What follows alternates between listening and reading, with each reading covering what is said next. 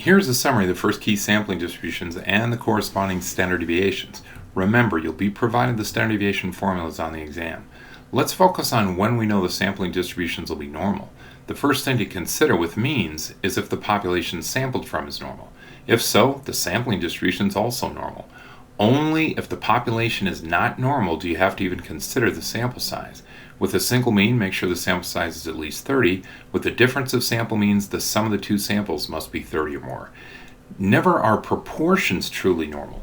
This is because a normal distribution must have infinitely many values. It must be continuous. A sample even as big as 3,000 only has 3,001 possible proportions because p hat is x divided by n. Hopefully you can understand that a sampling distribution of proportions is therefore always discrete. If not, memorize it. With sampling distributions, a normal distribution is a legitimate approximation of the discrete proportions if n times p is at least 10 and also n times 1 minus p is at least 10. Here's why. Recall that proportions are really binomial distributions divided by n to convert them to proportions. See how these are both discrete distributions. In this case, the two are nicely bell-shaped, but we didn't have to draw them and look at them to know they were bell-shaped. By checking to see that n times p is at least 10 and n times 1 minus p is at least 10, that's what tells us that they're going to be bell-shaped. But what if we rolled a 10-sided die 20 times, where a success was rolling a 5? The probability of a 5 is 1 in 10 rolls. P is 0.1. Find n times p and n times 1 minus p.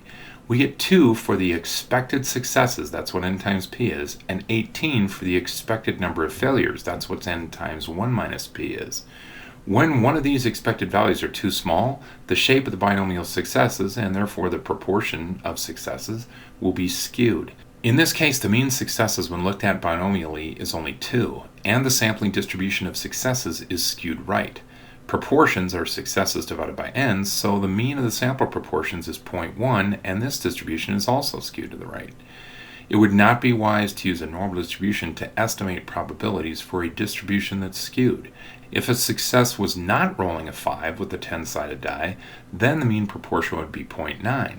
In this case, the expected number of failures would now be only 2. The sampling distribution would be skewed left. There's one last key sampling distribution to study in this unit. It's the difference of two sample proportions.